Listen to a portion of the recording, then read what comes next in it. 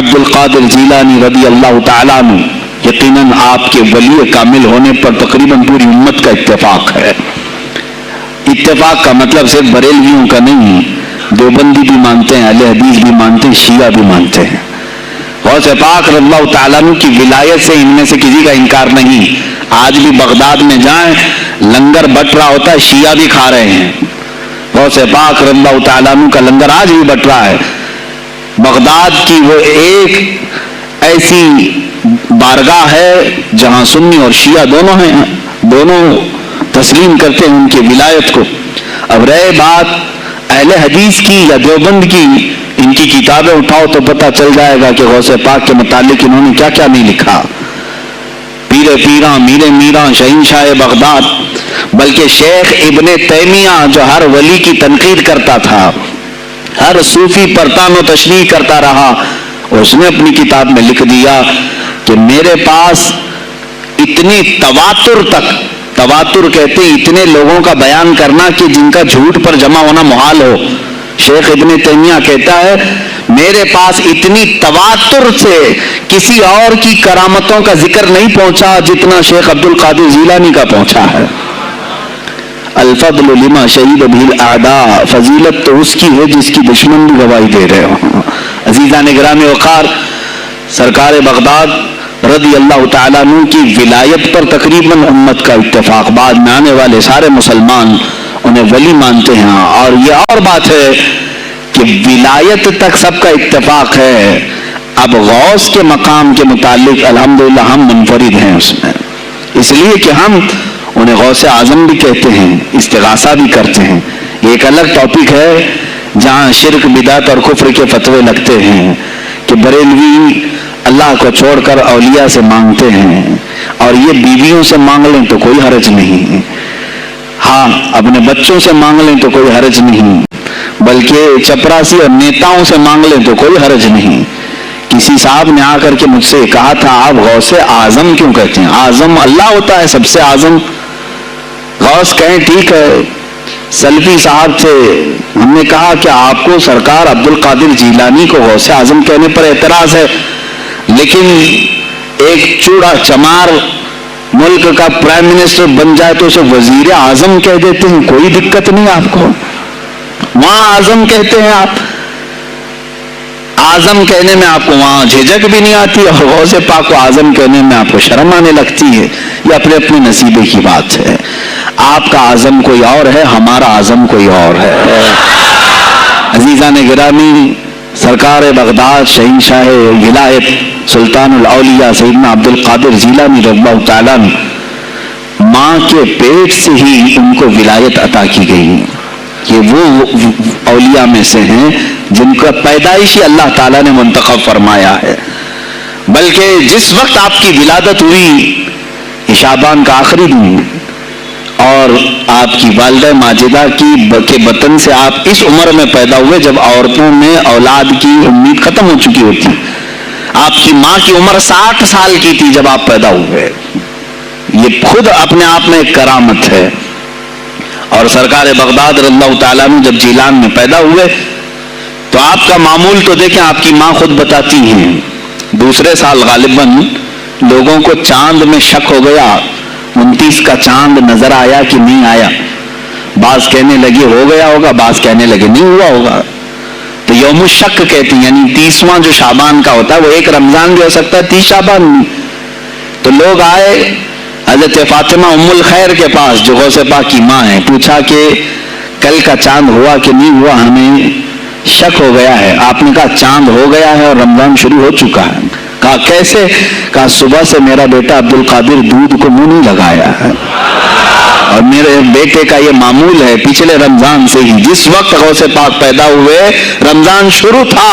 ان کی ماں کہتی ہیں سحری سے لے کر افطار تک غوث پاک اپنی ماں کا دودھ نہیں پیتے تھے. یہ بچپنے میں ماں کی گود میں روزے کا آپ کے اوپر کوئی مکلف نہیں تھے، آپ احکام شریعت ابھی آپ کے اوپر لاگو نہیں تھے، لیکن اللہ کا ایک ولی آتا ہے تو وہ نظام خدا قائم کرنے کے لیے آتا ہے. آج میں اسی پر گفتگو کرنا چاہوں گا. اللہ کے اولیاء ظاہر کیوں ہوئے دنیا میں اور کیوں آتے ہیں؟ ان کا سب سے بڑا مقصد دنیا میں آنے کا، جلوہ بار ہونے کا، وہ یہ ہوتا ہے کہ نظام خداوندی کو زمین پر قائم کریں. جس کی کائنات ہے اسی کی بات یہاں پر قائم ہونی چاہیے. اب یہ باتیں وقت کے ساتھ گزرتی جاتی ہیں اور لوگ بھول جاتے ہیں. آپ سب کو پھر میں یاد دلا دوں، میرے عزیز، میں نے بھی اور آپ نے بھی اللہ سے ایک وعدہ کیا ہے. ہماری روحوں نے اللہ سے وعدہ کیا ہے. جب اللہ تعالیٰ نے ہمیں پیدا بھی نہیں کیا تھا اس وقت ہماری روحوں کو بلا کر اس نے ایک وعدہ لیا، الست بربکم، کیا میں تمہارا رب نہیں ہوں؟ میں تمہارا مالک اور خالق نہیں ہوں؟ تو سب کی روحوں نے کہا تھا قالوا بلا وربنا، کیوں نہیں مولا، تم ہی تو ہمارا رب ہے. رب تعالیٰ نے فرمایا کیا تم اسی وعدے پر برقرار رہو گے دنیا میں جانے کے بعد؟ سب نے کہا تھا ہم وعدہ کرتے ہیں مولا اسی پر باقی رہیں گے. یہاں آنے کے بعد کتنے وہ لوگ ہیں جو اس کی ربوبیت کا اقرار کرتے ہوئے اس کائنات میں صرف اس کے گن گاتے ہیں. کفار و مشرکین تو وعدہ خلاف ہیں، توڑ دیے، انہوں نے اللہ کے علاوہ کسی اور کو خدا بنا لیا. لیکن تم نے اللہ اکبر تو کہا، زبان سے تو تم نے تسلیم کیا، لیکن تمہارا رہن سہن یہ بتاتا ہے کہ تمہارا مالک کوئی اور ہے. کسی اور کو راضی کرنے میں لگے ہوئے ہو، کسی اور کی دریوزہ گیری کر رہے ہو، کسی اور کی خوشامدی میں کھڑے ہوئے ہو. درباروں کے آستانوں کے دروازوں پر تمہارا کھڑا ہونا گھنٹوں پر کسی کو راضی کرنے کے لیے، یہ تمہارا عمل بتاتا ہے کہ تم نے رب اعلیٰ کو اکبر نہیں سمجھا. وعدہ تو تمہاری روحوں نے کیا تھا کہ تیرے سوا کسی کو ہم حاکم نہیں تسلیم کریں گے. حاکم اعلیٰ صرف اللہ ہے. اولیاء کاملین یہی بات یاد دلانے کے لیے آتے ہیں، پھر تمہیں یہ یاد دلانے کے لیے آتے ہیں. اور جس شان سے وہ دنیا میں آتے ہیں، بچپن سے ہی ان کے حالات ایسے ہوتے ہیں کہ شریعت طاہرہ کی پابندی ان کے ہر قول و عمل میں نظر آتی ہے، ہر قول و عمل میں. اس لیے کہ ہم جس کی زمین پر ہیں اور جس کی آسمان کے نیچے ہیں، بات ہوگی تو صرف اسی کی ہوگی، بات ہوگی تو صرف اسی کی ہوگی. مجھے ایک بات یاد آتی ہے، سرکار مفتی اعظم ہند رحمۃ اللہ تعالیٰ علیہ آپ کے سامنے کوئی صاحب تقریر کر رہے تھے، یہ زمین سب کی ہے، ان کی بھی ہے، ان کی بھی ہے، ان کی بھی ہے. آپ نے کہا چپ رہو، زمین اللہ کی ہے اور صرف اللہ کا نام ہوگا. یہ سب کی ہمت نہیں بولنے کی. زمین اللہ کی ہے اور اللہ ہی کا یہاں پر اللہ ہی کی بولی بولی جائے، اسی کے لیے زیب دیتا ہے. جس کے گھر میں رہ رہو اسی کی بات کرو. عزیزان گرامی اوقات، سرکار بغداد ان کی کرامات اپنی جگہ پر، لیکن ان کی زندگی کے کچھ اہم گوشے میں لے کر آج حاضر ہوں. آج ہمارے حالات کے اعتبار سے بھی ضرورت ہے اس کی. جب آپ پروان چڑھتے رہے اپنی ماں کی گود میں، بہت جلدی آپ کے والد گرامی کا انتقال ہو گیا. آپ سے خود پوچھا گیا تھا غوث پاک سے، آپ کی جوانی میں یا جب آپ کا شہرہ بغداد میں بہت ہو گیا تب پوچھا گیا تھا آپ کو اپنے ولی ہونے کا احساس کب ہوا؟ غوث پاک سے ہی پوچھا گیا تھا آپ کو کب پتا چلا اللہ نے آپ کو ولایت کا یہ مقام عطا کیا؟ آپ فرماتے ہیں جب میں 10 سال کا تھا، مدرسے جاتا تھا تو غیب سے ایک آواز آتی تھی، افصحوا فی المجالس لولی اللہ. غیب سے آواز آتی تھی، اے لوگوں مجلس میں جگہ چھوڑ دو، اللہ کا ولی آ رہا ہے. یہ آواز صرف میں نہیں، میرے استاد بھی سنتے، وہاں بیٹھے شاگرد بھی سنتے اور سب کھڑے ہوتے تھے، جگہ دیتے تھے. غوث پاک فرماتے ہیں جب ہر بار مجھے یہ آواز آنے لگی تب مجھے احساس ہوا کہ اللہ تعالیٰ نے مجھے ولایت کا تاج پہنایا ہے. پھر آپ کو لہو و لعب میں، کھیل کود میں نہیں رکھا گیا. فرماتے ایک بار میں صرف ایک گائے کی پونچھ پکڑنے کی کوشش کر رہا تھا، گائے پلٹ گئی، فصیح عربی میں کہنے لگی الہذا خلقت ام بہذا امرت یا عبد القادر، اے عبد القادر کیا تجھے اسی کام کے لیے پیدا کیا گیا یا تجھے اللہ نے اس کام کا حکم دیا کہ میری پونچھ پکڑے؟ غوث پاک فرماتے ہیں میں چونک گیا کہ ایک جانور مجھ سے عربی میں بات کر رہا ہے. اور اس کے بعد وہ گائے خود کہنے لگی اے عبد القادر تجھے اللہ نے اپنی مخلوق کے لیے بنایا ہے، اپنے بندوں کو راہ راست پر لانے کے لیے. غوث پاک فرماتے ہیں اس کے بعد زندگی میں کبھی کھیل کود کی خواہش بھی نہیں آئی. کھیل کود کی خواہش بھی نہیں آئی, کبھی تصور بھی نہیں کیا. اور جب آپ جیلان سے نکل کر بغداد آئے, بغداد کے جو حالات تھے وہ آپ نے بہت قریب سے مشاہدہ کیا. میرے عزیزو, آج کے جو حالات ہیں نا, آج کے جو حالات میں نے پڑھا, اس سے بھی زیادہ ڈینجر حالات اس زمانے کے تھے. آج لوگ حالات کی شکایت کرتے ہیں, بہت سارے علماء مولانا ہم سے کہتے ہیں حالات اب صحیح نہیں ہیں, ویسے نہیں ہے پہلے. میں تمہیں غوث پاک کے حالات بتاتا ہوں. اس وقت سیاسی حالات کیا تھے, اس وقت سیاسی حالات اتنے خطرناک ہو چکے تھے. بغداد میں شیعوں نے اپنا گڑھ جمایا تھا, یہاں تک کہ ہر عالم پر, ہر واعظ پر, ہر امام مسجد پر پابندی تھی.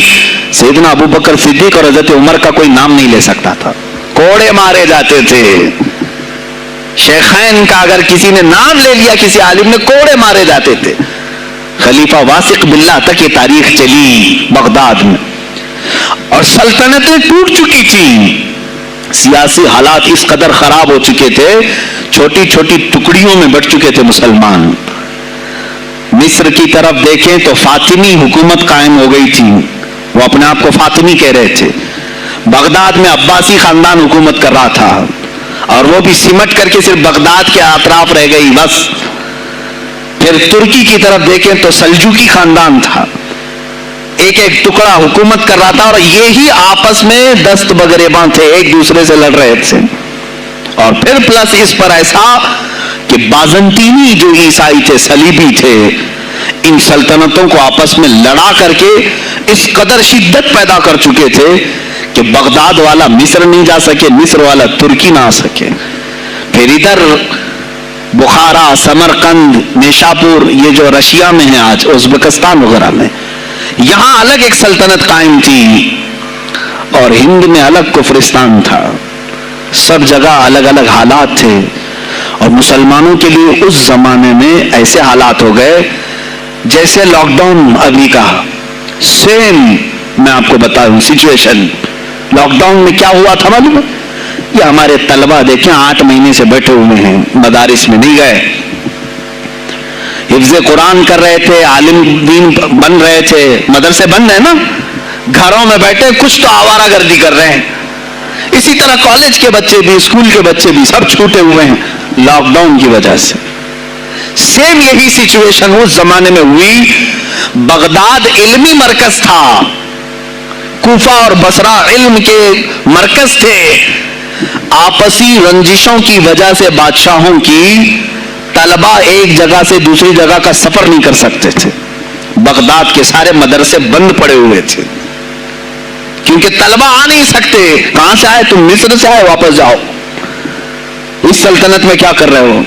اس طرح کی سختیاں. یہاں تک کہ یہی زمانہ ہے جب حسن بن صبا نام کا ایک ایسا منافق جس نے اس زمانے کے بادشاہوں کو خرید لیا اور کچھ لوگوں کو نشے کا خوگر بنایا. حشیشین وغیرہ آپ نے سنا ہو, صلاح الدین ایوبی کا زمانہ ہے. غوث پاک سے صرف 4 سال بعد صلاح الدین ایوبی آئے, صرف 4 سال بعد. اس زمانے میں حسن بن صباح نے ہزاروں نوجوانوں کو نشے کا عادی بنا دیا تھا, ہزاروں نوجوان. اور کیسا نشہ, کوکین, افیون وغیرہ سب تو لے کر کے تو لوگ ہوش میں آ جاتے ہیں. وہ ایسا تھا کہ اس نے جو نشہ دکھایا تھا, ایک چھوٹے سے کمرے میں ان کو رکھتا اور انہیں بتاتا کہ یہ درخت ہیں, یہ نہر ہے, یہ محل ہے, یہ حور ہے, تو اسے وہ جنت ہی سمجھتے تھے. اور پھر اس کمرے سے باہر نکالتا اس کو, تڑپ تڑپ کے آدمی مر جاتا کہ مجھے میری جنت میں واپس کرو. وہ جنت نہیں کمرہ ہوتا تھا, لیکن نشہ اسے ایسا کرایا جاتا تھا کہ اس کمرے کو وہ جنت سمجھنے لگتا تھا.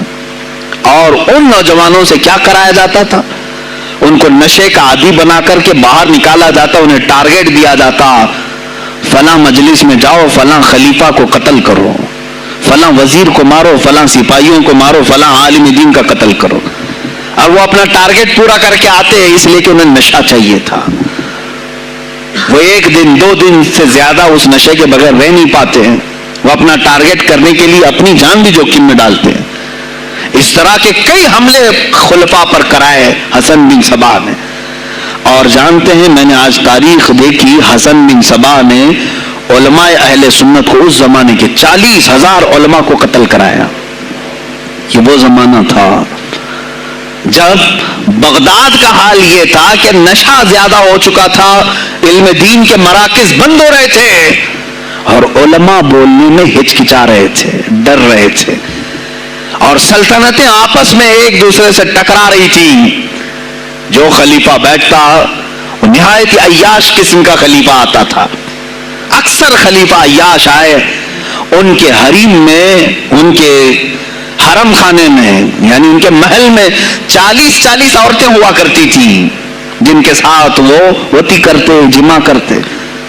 جبکہ مسلمان خلیفہ ایک بادشاہ کے لیے چاہے کوئی بھی ہو 4 سے زیادہ کی اجازت ہے، 40 کنیزاؤں کے ساتھ وہ زندگی گزار رہے ہوتے.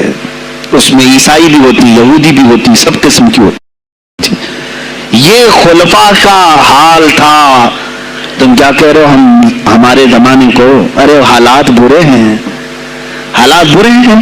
ابھی اور میں بتاؤں کتنے برے حالات اس زمانے میں تھے. علماء کو کوڑے مارے جاتے تھے اگر بولے. ارے شیخین کا نام لینے پر پابندی بغداد میں لگ گئی ہو، اس سے بڑا اور ظلم کیا ہو سکتا ہے؟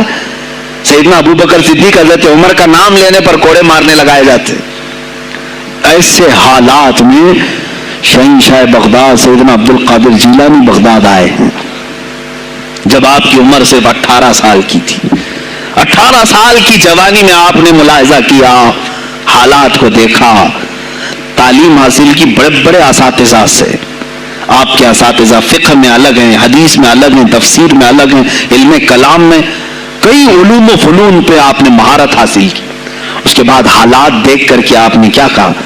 یہ اب یہاں سے میں ہر ایک عالم دین کے لیے بشمول من میرے لیے نصیحت سمجھتا ہوں. غور سے سن لیں. غوث پاک رضی اللہ تعالیٰ عنہ کی زندگی میں ایک موڑ ایسا آیا، اور شاید میں نے بھی کبھی کئی مرتبہ اس طرح سوچا ہے، میں کمپیئر نہیں کر رہا ہوں، لیکن سنیں، حالات کو دیکھ کر کے غوث پاک نے جنگل کا رخ اختیار کر لیا. کیا لینا دینا ہے اس دنیا سے؟ اور آپ خود فرماتے ہیں کہ میرے دل میں یہ ارادہ تھا نہ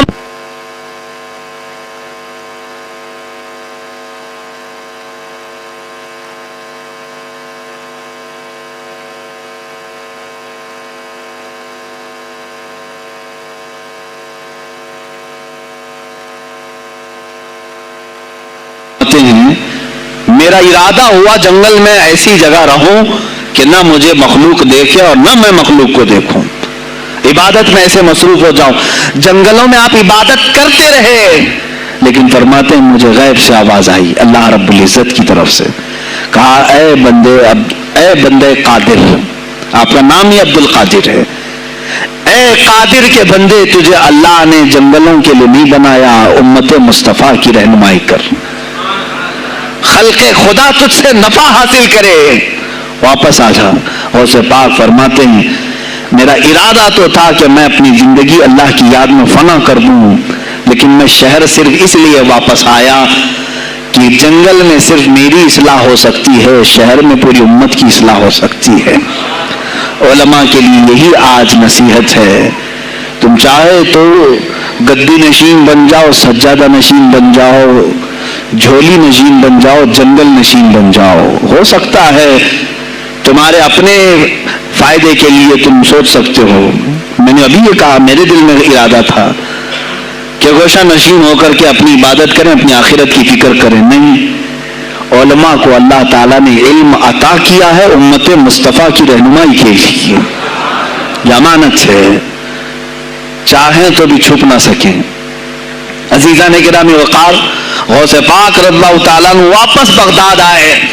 اچھا، وہ اتنی عبادتوں کے عرصے میں جانتے ہیں کہاں کہاں کا سفر نہیں کیا انہوں نے؟ جنگلوں کا سفر، صحراؤں کا سفر، بیابانوں کا سفر، یہاں تک کہ سری لنکا کی سرزمین تک پہنچے، ملتان تک آئے. یہ تاریخ کی کتابیں بتاتی ہیں آپ نے پیدل یہ سارے سفر کیے. پھر واپس اسی بغداد آئے جہاں کے حالات بڑے ہی کشیدہ تھے، اور خلفائے وقت کے خلاف زبان کھولنا یہ آگ سے کھیلنے کے برابر تھا، آگ سے کھیلنے کے برابر تھا۔ اور سب سے بڑا مسئلہ تو غوث پاک کے لیے یہ تھا کہ آپ بغداد کے نہیں تھے، عراق کے نہیں تھے، آپ جیلان سے آئے تھے۔ جیلان ایران میں ہے۔ اس زمانے میں طبرستان ایک صوبہ تھا، طبرستان کا ایک شہر جیلان تھا۔ جیلان سے آئے ہوئے تھے بغداد میں۔ آپ کی زبان فارسی تھی، فارسی زبان کا ایک طالب علم بغداد میں آیا ہے، اور بغداد پورا عربیوں کا ہے، فصیح عربی بولنے والے لوگ، اور نہایت ہی عیاشی میں پڑے ان کی اصلاح کیسے کریں۔ دل میں بار بار یہ احساس ہوتا، غوث پاک فرماتے میری زبان فارسی تھی اور ان کی زبان عربی ہے، میں ان سے خطاب کیسے کروں، ان کو اصلاح کے راستے پر کیسے لاؤں۔ بار بار سوچتے تھے، لیکن دل میں ایک درد ہوتا تھا کہ امت مصطفیٰ کو اس حال میں نہیں چھوڑنا چاہتا۔ ایک دن ایک مسجد میں غمگین حالت میں سوئے، ظہر کا وقت تھا، نماز پڑھ کر کے آپ آرام کر رہے ہیں، اور جیسی آنکھ بند ہوئی سرور کائنات صلی اللہ علیہ وسلم تشریف لائے۔ پوچھا عبد القادر کیوں غمگین ہے میرے بیٹے؟ کہا کہ یا رسول اللہ صلی اللہ علیہ وسلم زبان میری اجمی ہے، فارسی، میں عربیوں کے بیچ بیٹھا ہوں، اصلاح کرنے کی کوشش کرتا ہوں، لیکن مجھے یہ اجمی سمجھیں گے۔ اللہ کے نبی صلی اللہ علیہ وسلم نے فرمایا تو اپنا منہ کھول۔ آپ نے منہ کھولا، حضور پاک نے اپنا لعاب پاک ڈالا، دوسری بار ڈالا، تیسری بار ڈالا، چوتھی بار ڈالا، پانچویں، چھٹی، 7 مرتبہ حضور پاک نے اپنا لعاب پاک دیا اور کہا عبد القادر اب اٹھ اور بیان کرو۔ فرماتے ہیں خواب میں نے حضور اکرم صلی اللہ علیہ وسلم کا لعاب پاک لیا، تھوڑی ہی دیر گزری تھی، میرے خواب میں ہی میرے جد کریم مولا کائنات علی مرتضیٰ تشریف لائے۔ کہا پھر وہی سوال کیا عبد القادر کیوں نہیں بیان کرتے؟ کہا میں فارسی النسل، فارسی ہوں اور عربیوں کے بیچ میں ہوں۔ انہوں نے کہا تو اپنا منہ کھول۔ باب العلم، باب مدینۃ العلم، علی کرم اللہ وجہہ الکریم اپنا لعاب پاک ڈالتے ہیں، 1 بار 2 بار 3 بار 4 بار 5 بار 6 بار بس کیا۔ غوث پاک نے کہا نانا جان نے مجھے 7 مرتبہ پلایا، آپ نے 6 مرتبہ۔ علی کرم اللہ وجہ الکریم فرماتے میں برابری تو نہیں کر سکتا، وہ رسول کائنات ہیں۔ عزیزان گرامی وقار، غوث پاک فرماتے ہیں پھر میری آنکھ کھلی، اور اسی جامع مسجد میں جب میں کھڑا ہوا اور خطاب کے لیے لوگوں کو پکارا تو دیکھا ادھر سے بھی مخلوق آ رہی ہے، ادھر سے بھی آ رہی ہے، سامنے سے بھی آ رہی ہے، مجمع اتنا کثیر کہ پل دھرنے کی جگہ مسجد میں نہیں تھی۔ اور جب آپ کا خطاب ختم ہونے کو تھا لوگ اپنے کپڑے پھاڑنے لگے اور بے ہوش ہونے لگے، اتنی تیر بہدف کلمات تھے کہ سیدھے سینے میں پیوست ہو جاتے، دلوں میں اتر جاتے۔ اس کے بعد وہی دن تھا سیدنا عبد القادر جیلانی کو لوگوں نے ہاتھوں ہاتھ اٹھایا، بغداد میں شہرا ہو گیا کہ کوئی ایک اجمی آیا ہے اور عربیوں پر فوقیت لے گیا ہے، سارے عربی اس کے سامنے دنگ رہ گئے ہیں، کوئی عربی اس کی فصاحت کو نہیں پہنچ پاتا ہے۔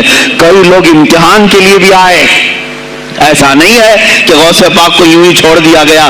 میرے عزیز تم تو 1000 سال کے بعد کرامتیں سنتے ہو نا، یہی لگتا ہے کہ غوث پاک بہت کرامتوں کے مالک تھے، بہت بڑے عالم اور بڑے ولی کامل تھے، کچھ نہیں ہوا ہوگا ان کے ساتھ۔ ہمارے سے زیادہ خطرے انہوں نے مولے ہیں، ہم سے زیادہ حاسدین ان کے تھے، دشمنی کرنے والے اپنوں میں بھی بہت سارے تھے۔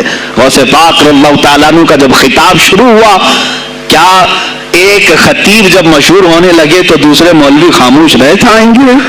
حسد کی چنگاری بھڑکتی ہے، وہ غوث پاک کے خلاف بھی بھڑکی۔ اور بغداد میں جب یہ شورا ہونے لگا تو کئی علماء اس وقت کے جو بڑے بڑے پائے کے عالم ہیں، ان کی کتابیں آج بھی موجود ہیں، میں نام تذکرے نہیں کر رہا، لیکن انہوں نے ٹیسٹ لینے کی غرض سے، امتحان لینے کی غرض سے کئی لوگوں کو سوالات بھیجے۔ ایک دن مجلس میں ایسا تھا کہ غوث پاک تفسیر قرآن بیان کرتے تھے، تفسیر قرآن بیان کرنا غوث پاک کا محبوب مشغلہ تھا، روزانہ قرآن کی تفسیر عرض کرتے۔ ایک دن مجلس میں بڑے بڑے علماء کی جماعت، جس میں عبد الرحمن جوزی جیسے بڑے فقیہ محدث ہیں، ان کی ایک جماعت آئی قرآن کی جو آیت کی تفسیر وہ کر رہے تھے اس تفسیر کو کئی کتابوں سے انہوں نے اخذ کیا اور لے کر کے آئے، مجمع میں بیٹھے، غوث پاک نے تفسیر شروع کی۔ ایک آیت کی کتنی تفسیریں ہو سکتی ہیں، کتنی تفسیریں ہو سکتی ہیں، ایک تفسیر بیان کیا، اس کے بعد کہا اس آیت کی ایک دوسری تفسیر یہ ہے، پھر تھوڑی دیر کے بعد غوث پاک نے فرمایا اس کی ایک تیسری تفسیر یہ ہے، پھر کہا اس کی ایک چوتھی تفسیر یہ ہے، پھر کہا اس کی ایک پانچویں تفسیر یہ ہے۔ بیان کرتے جا رہے ہیں یہاں تک کہ 13 تفسیریں ہو گئی۔ جو بیٹھے ہوئے تھے وہ آشش کرنے لگے۔ اس کے بعد اتنا ہی نہیں، آگے بڑھتے رہے، آگے بڑھتے گئے، 40 تفسیریں ایک آیت کی آپ نے بیان کی۔ جو آئے تھے وہ کھڑے ہو گئے اور اس کے بعد غوث پاک رضی اللہ تعالیٰ عنہ کو دیکھنے لگے۔ غوث پاک نے ان کو مخاطب کر کے کہا، اے گروہ علماء، اے جماعت علماء، تم 13 تفسیریں یاد کر کے آئے تھے، ایک آیت کی کیا وہ میں نے شروع سے 13 تک صحیح بیان کیا؟ سب اپنے جبے اٹھانے لگے، کہا ہم تو یہ 13 تفسیریں پڑھ کر آئے تھے یہ سوچ کر کے کہ شیخ عبد القادر جیلانی کو 2-3 سے زیادہ تفسیریں نہیں آتی ہوں گی، 13 کے بعد آپ تو 40 تک پہنچے، وہاں تو ہمارا بھی علم نہیں پہنچا۔ جماعت علماء دنگ رہ گئے اور اس کے بعد توبہ بھی کیا، کہا ہمارے دلوں میں بدگمانی آ گئی تھی، ہم توبہ کرتے ہیں۔ غوث پاک رضی اللہ تعالیٰ عنہ ایک اور مجمع ہے، ایک اور مجمع ایسا ہے کہ اس میں 40 کے قریب علماء ہے، سوالات الگ لے کر کے پھنسائیں گے کسی طرح سے ان کو، ڈیفیکلٹ سوالات لے کر کے۔ ایک بات یاد رکھنا، مشکات شریف کی حدیث ہے، جس نے علم اس لیے حاصل کیا کہ کسی عالم کو نیچا دکھا دوں، اسے پھنسا دوں سوال کر کے، حضور فرماتے قیامت کے دن اسے آگ کی بیڑیاں پہنائی جائیں گے، اس کی زبان کو آگ کی کینچی سے کھینچا جائے گا۔ اس لیے علم حاصل مت کرو، کسی کو نیچا دکھانا، کسی کو بیوقوف بنانا۔ ایک کتاب کہیں سے پڑھ کر کے آئے، مولانا کے پیچھے پڑ گئے، یہ بتاؤ صحیح ہے کہ نہیں ہے؟ پھر اگر اس مولانا صاحب کے دماغ میں اس وقت مسئلہ نہیں تھا، انہوں نے کہا نہیں معلوم، تو آپ کو لگا کہ ہاں میرے سے زیادہ تو ان کو بھی نہیں معلوم، تم نے تو ایک ہی چیز حل کر کے ان کے سامنے پیش کی ہے۔ عزیزان گرامی، اس طرح کی چیزیں ہرگز نہ کریں، یہ بہت بڑا گناہ ہے مغالطے میں ڈالنا۔ غوث پاک رضی اللہ تعالیٰ ایک جماعت سے خطاب کر رہے ہیں، 40 علماء ہے، الگ سوالات نوٹ کر کے، میں یہ پوچھوں گا، تم یہ پوچھنا، تم یہ پوچھنا۔ غوث پاک رضی اللہ تعالیٰ عنہ نے اپنا خطاب کیا اور سوالات کے لیے اس دن محفل کا وقت ہی نہیں دیا، کہا آج سوالات کوئی نہیں کرے گا۔ وہ لوگ تو سوالات لے کر کے آئے تھے، سب مجمع میں خطاب کے بعد جس کو جو پوچھنا ہے آپ کہتے ہیں کہ پوچھ لو، اس دن کا کوئی نہیں پوچھے گا، آؤ صرف مصافحہ کر کے جاؤ، آؤ صرف مصافحہ کر کے جاؤ۔ تو یہ جو علماء کی جماعت تھی ان کو بلایا، ایک آتے ان کو سینے سے سینہ لگاتے اور کہتے تیرا یہ سوال تھا، اس کا یہ جواب ہے۔ دوسرا آتا اس سے کہتے تو یہ گھر سے سوچ کے آیا تھا، تیرا سوال یہ ہے، اس کا جواب یہ ہے۔ اس طرح 40 سے مصافحہ کیا، معانقہ کیا، ان کے سوالات کے پوچھنے سے پہلے جوابات بھی دے دیے اور اس کے بعد کہا کیا ہے گروہ علماء، تم سوال کرتے اور میں جواب دیتا تو عبد القادر کی کیا اس میں خصوصیت تھی؟ تم سوال بھی نہ کرو، میں جواب دوں، تب پتا چلے گا کہ میں بندہ قادر ہوں، میں قادر کا بندہ ہوں۔ تم نے سوال بھی نہیں کیا اور میں جواب دوں تو تمہیں احساس ہوگا کہ میں قادر کا بندہ ہوں۔ اللہ رب العزت کا کہ صفاتی نام ہے۔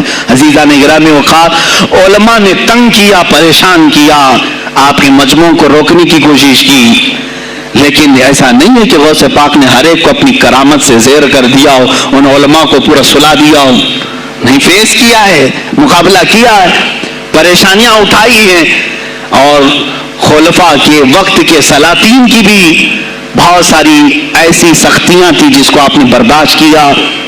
کئی لوگوں نے آپ پر پابندیاں لگانے کی کوشش کی تھی، یہ تو سرکار غوث پاک کی استقامت تھی کہ آپ جمے رہے۔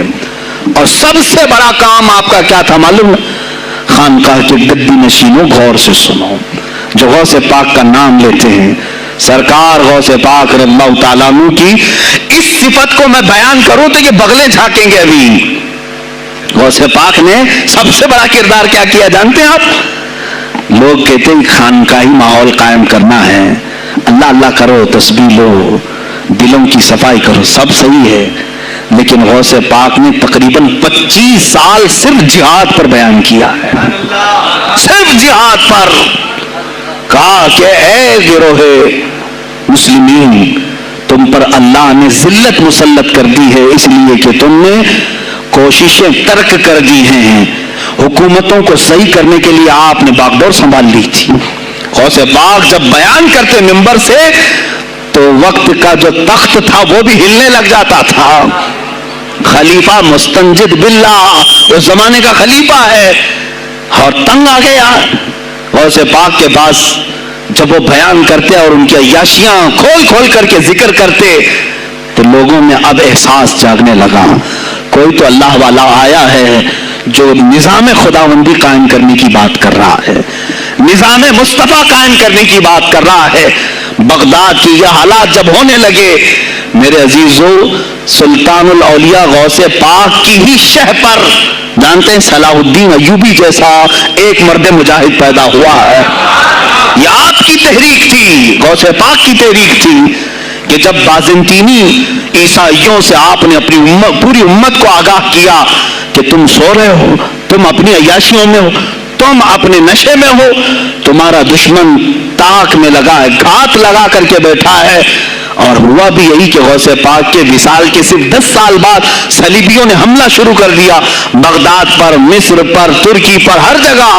اور یہی حملے کی وجہ تھی صلاح الدین ایوبی جیسا مرد مجاہد کھڑا ہوا, اور پھر انہوں نے پورے بیت المقدس کو فتح کر کے اپنے سر ایک صحرا باندھا. آج تک امت اس کے احسان کو یاد کرتی ہے. میرے عزیزوں, غوث پاک کے زمانے کے صلاح الدین ایوبی. اتنا ہی نہیں, آپ ہی کی تحریک تھی, غوث پاک کی تحریک تھی کہ تم جوانوں کو تیار کرو, تمہاری زندگی عیاشی کے لیے نہیں, اللہ کا نظام قائم کرنے کے لیے ہے. تم اللہ کا نظام قائم کرنے کے لیے آئے ہو دنیا میں, کیونکہ اللہ نے تمہیں خلیفۃ اللہ کہا ہے. اللہ کے تم خلیفہ ہو, تم نائب ہو اللہ کے. تم یہاں پر اپنی موج مستی کے لیے نہیں آئے. ابھی زمین پر بات ہوگی تو صرف میرے مولا کی ہوگی, اس زمین پر بات ہوگی میرے مصطفیٰ کی ہوگی. یہ سیدنا عبد القادر جیلانی کا اعلان تھا. ہے کوئی آج پیران اسلام وہ اعلان کریں کہ آج اس زمین پر صرف ہم ناموس رسالت کی بات کریں گے؟ کون ہے؟ کیوں بیٹھے ہو؟ غوث پاک سے اگر تمہاری ادنا سی نسبت ہے تو پھر تمہیں اپنے جوانوں کو, اپنے مریدوں کو یہ سکھانا ہوگا کہ موٹے موٹے نذرانے دینے سے نہیں چلے گا, اپنی گردنیں حضور کو پیش کرنے کے لیے تیار کرو. تم تیار ہو جاؤ اپنا خون اور اپنی گردن بارگاہ مصطفیٰ میں دینے کے لیے. یہ آج تربیت دو, ورنہ پھر دشمن تمہیں کچا چبانے کے لیے تیار ہے, کچا چھبانے کے لیے تیار. عزیزان گرامی, میں غوث پاک کی تحریک آپ کو بتا دوں کون سی تحریک تھی. وہ صلاح الدین ایوبی جو بیت المقدس فتح کیا, یہ غوث پاک کی تحریک ہے. اور پھر چند سالوں کے بعد پورے عالم اسلام میں جو خلافت عثمانیہ قائم ہوئی, غازی ارطغرل جو آئے, یہ تحریک بھی غوث اعظم